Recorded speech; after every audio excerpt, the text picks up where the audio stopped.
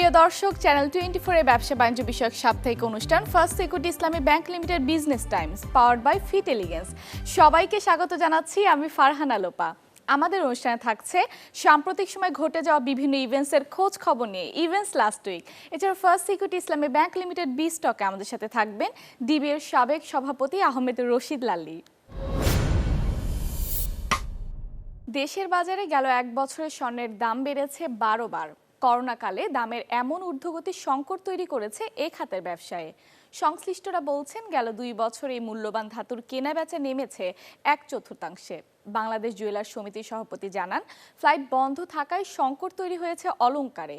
একই সাথে শুল্ক জটিলতার কারণে বন্ধ আমদানি। ফলে চলতি বছরে স্বর্ণের দাম আরও বাড়ার হুঁশিয়ারি দেন তিনি। আতিয়া আনোয়ার অন্তুর রিপোর্ট। অতি প্রাচীন সময়ে মুদ্রা হিসেবে ব্যবহৃত ধাতু স্বর্ণ এখন যে কোনো দেশেরই অর্থনীতির সামর্থ্য পরিমাপকেরও সূচক। এছাড়া শৌখিন এবং মূল্যবান অলংকার হিসেবেও অনন্য। দেশেও এই ধাতুর ব্যবহার বাড়ছে প্রতি বছর, কিন্তু আমদানি, চাহিদা আর দামের বিচারে সবশেষ 2 বছর ছিল অস্থির সময়। এখনো পিছু ছাড়েনি দাম বাড়ার শঙ্কা, তাই কিছুটা কম মূল্যে কিনতে রাজধানীর বাইতুল মোকাররমে হাজির এই দম্পতি। 15-20 দিন আগে থেকে আবার কিছুটা রেজ করেছে। দ্যাটস ওয়াই ভাবলাম এখন কিছু গোল্ড যদি কিনে রাখা যায়। 2020 সালের জানুয়ারি থেকে এই পর্যন্ত দেশে স্বর্ণের দাম বেড়েছে মোট 12 বার। দেশের ইতিহাসে ভরিপতি সর্বোচ্চ 77,000 টাকার বেশি দামে বিক্রি হয় গেল আগস্টে। ব্যবসায়ীরা বলছেন, করোনার সংকটের মধ্যেই স্বর্ণের কেনাবেচায় যোগ হয়েছে বাধ্যতামূলক 5% ভ্যাট। সব মিলিয়ে এই দ্রব্যের ব্যবসা নেমেছে 1/4। দামটা তো এখন অবশ্যই বাড়তি, বিশেষ করে যারা আমরা একটু সাধারণ মানুষ, একটা গোল্ড কিনি বা একটা কানের দুল কিনি বা একটা আংটি কিনি, এখন এটা আমাদের জন্য একটু খুব অসম্ভব হয়ে দাঁড়াইছে আর কি। আগে যেমন কোনো একটা গিফটও দিতে চেষ্টা করতাম, সেক্ষেত্রে আমরা হয়তো টাকাটা দিয়ে দিচ্ছি, এখন আর গোল্ডের দিকে যাচ্ছি না। অ্যাকচুয়ালি ধরতে গেলে গোল্ডের উপরে কোনো বিজনেস নেই। একে তো ভ্যাটের উপর সমস্যা, তারপরে গোল্ডের দাম বাড়ে, ক্রেতা কম। যেখানে 10 ভরি কিনতো সেখানে কেউ 2 ভরি কিনছে, 3 ভরি কিনছে, কিন্তু বিজনেসের স্বাভাবিক যে গতি ওখান থেকে আমরা অনেক পিছিয়ে গেছি। চলতি বছরে 3 ধাপে স্বর্ণের দাম কমার বিপরীতে বেড়েছে 3 বার। এই মাসেই ভরি প্রতি 2 দফায় প্রায় 2,500 টাকা বেড়ে দাম ছাড়িয়েছে 73,000 টাকা। বিমান চলাচল ও স্বর্ণ আমদানিতে শুল্ক জটিলতা নিরসন না হলে চলতি বছরের স্বর্ণের দর আরও বাড়ার হুঁশিয়ারি দিয়েছেন বাংলাদেশ জুয়েলার্স সমিতির সভাপতি। ইম্পোর্ট তো টোটালি বন্ধ, ব্যাগেজ রোল টোটালি বন্ধ, কাজে আমরা তো রিফিল করার কোনো ব্যবস্থা তো আর নাই। লকডাউন যদি অব্যাহত থাকে, দুবাই, সিঙ্গাপুর, মালয়েশিয়া এগুলো যদি বন্ধ থাকে, তাহলে স্বর্ণের বাজারে একটা ভয়াবহ সংকট দেখা দিবে এবং স্বর্ণের বাজার আকাশচুম্বী একটা রেট হবে, যে রেট আমরা কোনোদিন দেখি নাই।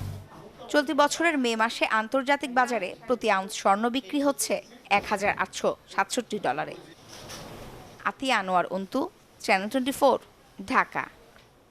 নিয়ন্ত্রণে আসছে না ভোজ্য তেলের দাম। ঊর্ধ্বগতির কারণ হিসেবে আন্তর্জাতিক বাজারে অস্থিরতা আর মিলারদের আধিপত্যকে দায়ী করছেন পাইকারি ব্যবসায়ীরা। দফায় দফায় দাম বাড়ার এই প্রবণতায় বিপাকে পড়েছেন সাধারণ ক্রেতারা। এমন অবস্থায় নিয়মিত বাজার তদারকি আহ্বান তাদের। সোহেল চৌধুরী রিপোর্ট। বিদেশে দাম বাড়ে, যে আজকের দাম বাড়লে আজকের মধ্যেই দাম বাংলাদেশে বেড়ে যায়। এই মাল তো বাংলাদেশে আসে নাই, আগে কম রেটের মাল তো বাংলাদেশে থাকা অবস্থায় কেন বাড়ে? একই প্রশ্ন অন্যান্য ক্রেতা বিক্রেতার মধ্যেও। চলতি বছর দেশের বাজারে 4 দফা বাড়ল ভোজ্য তেলের দাম।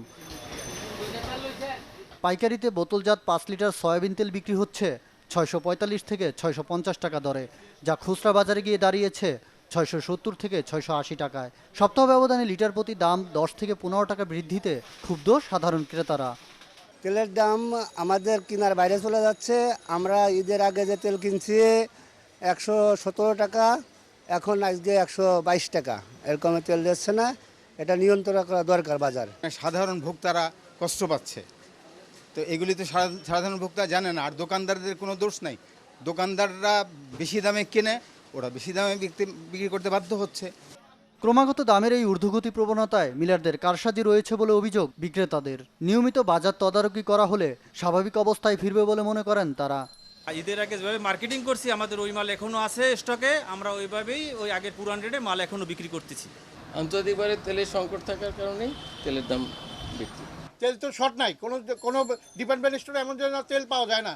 আপনি যেখানে যাবেন সেখানেই তেল আছে। কেন তেলের কারণ দেখায় যে তেল শর্ট, এই সেই নানান কোনো অজুহাত। তেলের কোনো শর্ট নাই, তেল অবশ্যই আছে। কোনো লোক কি বলে টাকা নিয়ে মার্কেটে গেলে, বাজারে গেলে তেল পাই না? এগুলো একটা মানে কি বলবো, এগুলো একটা নাটকীয় মানে সিচুয়েশন, আর কিছু না। এগুলো যদি তদারকি সরকার করে, ঠিক মতো করে, তাহলে অবশ্যই তেলের দাম কমে আসবে। ভোজ্য তেলের দাম স্বাভাবিক রাখতে গেল মাসের শুরুতে সয়াবিন ও পাম অয়েল আমদানিতে 4% অগ্রিম কর প্রত্যাহার করে জাতীয় রাজস্ব board NBR. Sohel Chowdhury, channel 24, Dhaka. প্রিয় দর্শক, first security Islami bank limited business times powered by Fitelligence. সময় হলো একটি বিরতির, আমাদের সঙ্গেই থাকুন।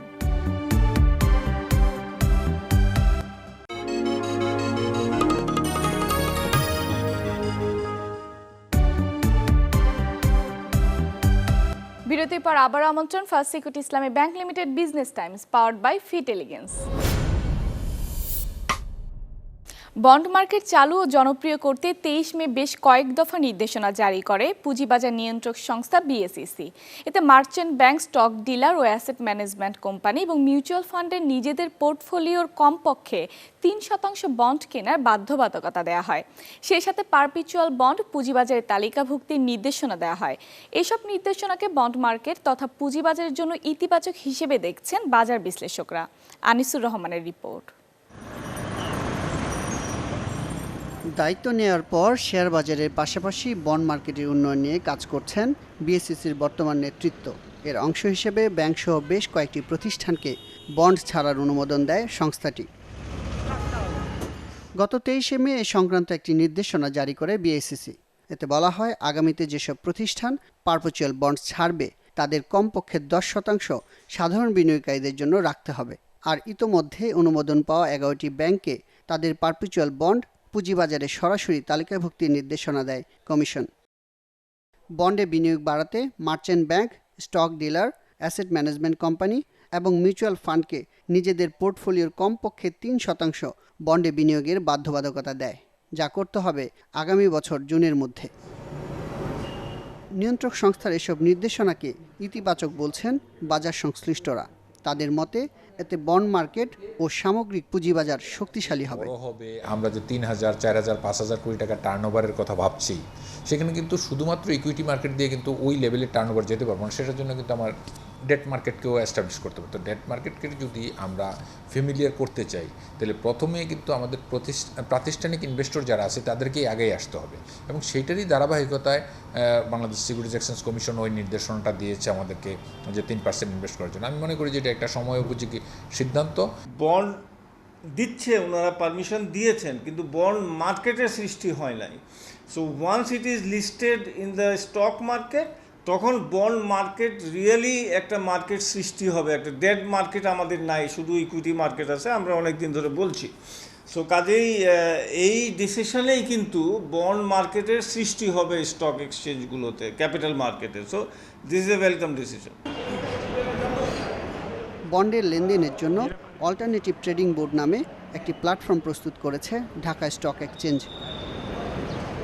আনিসুর রহমান, চ্যানেল 24, ঢাকা। এদিকে অপরিপক্ক লিচু বাজারজাত শুরু করেছেন কয়েকটি জেলার কৃষক ও ব্যবসায়ী। তাদের দাবি, লিচু ফেটে যাওয়া এবং লোকসানের আশঙ্কা থেকেই এই পদক্ষেপ। যদিও কৃষিবিদরা বলছেন অপরিপক্ক লিচু স্বাস্থ্যের জন্য বেশ ক্ষতিকর। রাঙামাটিতে বাজারে আসছে রসালো ফল লিচু। তবে অন্যান্য বছর এই সময়ে লিচু কিনতে ঢাকা, চট্টগ্রামের পাইকাররা যেভাবে ভিড় জমাতেন, এবারে চিত্র ভিন্ন। ক্রেতাদের আনাগোনা থাকলেও নেই তেমন বেচাকেনা। চাষিদের অভিযোগ, পর্যাপ্ত বৃষ্টিপাতের অভাবে চলতি মৌসুমে বিপর্যয় হয়েছে লিচুর ফলনে। অন্যান্য বছরের তুলনায় কেবল উৎপাদন কম হয়েছে তাই নয়, এবার লিচুর আকারও ছোট, আবার ফেটেও যাচ্ছে লিচু। ফলে চাহিদা নেই আগের মতো। তাতে মুনাফা না হওয়ার পাশাপাশি পুঁজি খোয়ানোর শঙ্কায় চাষিরা। এই বছরে কিন্তু লিচু একটু ছোট হলে কিন্তু মিষ্টিটা বেশি, বৃষ্টি না থাকার কারণে কম ধরছে। আমরা এখানে 1100-তে কিনি, এখানে বেচছি 1200-তে 1000। এই কালকে বেচছিলাম ভালোগুলো বেচছি 1900 টাকা, 800 টাকা। প্রতিটি বড় লোকসান, এবছর মনে করেন অনেক টাকার ধরা। ভালো ফলনে লাভের মুখ দেখবেন এমন আশায় যারা আগাম বাগান কিনেছেন, ক্ষতির মুখে পড়েছেন তারাও। বাগান কিনে মার হয়ে গেছি, মায়ের খাইছি তো ওই আপনার লিচু ডাক জ্বলে গেছে। দামও কম, গত বছর তো ঝড় পড়ছে আর ফলন বাড়ছে আর দামও সেরকম পাইছি। অবশ্য কৃষকরা লোকসানের দাবি করলেও কৃষি কর্মকর্তারা বলছেন ভিন্ন কথা। দেশি লিচু বাজার আসতে শুরু করছে, চাইনা 2, চাইনা 3 যেগুলো আছে এগুলো আসলেই কিন্তু প্রকৃত অবস্থা বুঝে যাবে আর কি। দাম মোটামুটি রিজনেবল আছে, আমাদের এই কৃষক যে এখনো ভালোই পাচ্ছে। যেমন গতকালও বাজার দেখছিলাম দেশি লিচু 250 থেকে 300 টাকা বিক্রি করছে, যেগুলো ভালো লিচু। চলতি মৌসুমে রাঙামাটিতে লিচু চাষ হয়েছে 1882 হেক্টর জমিতে। জিয়াউল হক, চ্যানেল 24, রাঙামাটি। দর্শক, first security Islami bank limited B স্টকে আজ আমাদের সাথে অতিথি হিসেবে আছেন ডিবি এর সাবেক সভাপতি আহমেদ রশিদ লালী। আপনাকে স্বাগতম আমাদের স্টুডিওতে। বন্ড বাজারে আনার চেষ্টা চলছে, কিন্তু বর্তমানে যে বাজার পরিস্থিতি তাতে শক্তির জায়গাটা আসলে কোথায়? বাজারের স্ট্রং সাইডটা হলো যে বাজারের ভলিউমস যেটা আমরা এখন পাচ্ছি, যে 1500 থেকে 2000 কোটি টাকা আমরা দেখতে পাচ্ছি, সেটা হলো strong side. Second strong side হলো কনফিডেন্সের যে ঘাটতিটা ছিল কিছুটা পূরণ হয়েছে। এখন বিনিয়োগকারীরা কিন্তু ওনারা কনফিডেন্স পাচ্ছেন বাজারে। তৃতীয় স্ট্রং জিনিসটা যেটা আপনি বললেন যে বন্ড মার্কেটের একটা লিস্টিংয়ের একটা বিষয়, ডাইরেক্ট লিস্টিং এবং লিস্টিং, সেটা একটা গুড নিউজ। স্ট্রং বিষয় হচ্ছে যে এসএমই বোর্ড আসতেছে। তারপরে আরেকটা স্ট্রং হইল যে ক্লিয়ারিং অ্যান্ড সেটেলমেন্ট কোম্পানি যেটা, সেটা হয়তো 3-4 মাসের হয়ে গেছে, 3-4 মাসের ভিতরে আমরা দেখব যে এটা কার্যকরী হয়ে যাবে। সো এই জিনিসগুলো কিন্তু বাজারের জন্য একটা স্ট্রং হোল্ড কিন্তু করছে। বর্তমানে যে দুর্বল কাঠামো, এর থেকে উত্তরণের জন্য আসলে করণীয়টা কি?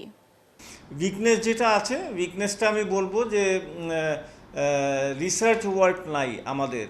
So Dhaka stock exchange, Chittagong stock এক্সচেঞ্জে একটা রিসার্চ টিম হওয়া উচিত, অ্যানালিস্টদের নিয়োগ দেওয়া উচিত, যেখান থেকে আমরা ভালো কিছু পাবো, সিদ্ধান্ত পাবো, ভালো কিছু সিদ্ধান্ত ঢাকা স্টক এক্সচেঞ্জের বোর্ড নিতে পারবে। সো এই জিনিসগুলো আমার মনে হয় খুব বেশি বড় রকমের একটা উইকনেস আছে, যেখানে রিসার্চ ডিপার্টমেন্ট আছে কিন্তু কোনো অ্যানালিস্ট নাই, কোনো রিসার্চ পেপার আমরা পাই না। সো এই জিনিসগুলো আমার মনে হয় হওয়া উচিত। সামগ্রিকভাবে বাজার পরিস্থিতি নিয়ে আপনি কি মনে করছেন? বাজারে এই মুহূর্তে আমি যেভাবে দেখছি একটা ভালো অবস্থানে আমি বাজারকে দেখছি, এবং বাজারকে আমি ভালো অবস্থান থেকে যদি দেখি তাহলে আপনি লক্ষ্য করবেন যে বাজারে কিন্তু প্রফিট টেকিংও হচ্ছে, ছোটোখাটো কারেকশনও কিন্তু হয়ে যাচ্ছে। ধন্যবাদ আপনাকে এতক্ষণ আমাদের সাথে থাকার জন্য। দর্শক, এই ছিল আজকে first security Islami bank limited business times powered by Fitelligence. দেখা হবে আগামী সপ্তাহে ব্যবসা বাণিজ্যের নতুন খোঁজ খবর নিয়ে। ততক্ষণ ভালো থাকুন, সুস্থ থাকুন, চ্যানেল 24 এর সাথেই থাকুন।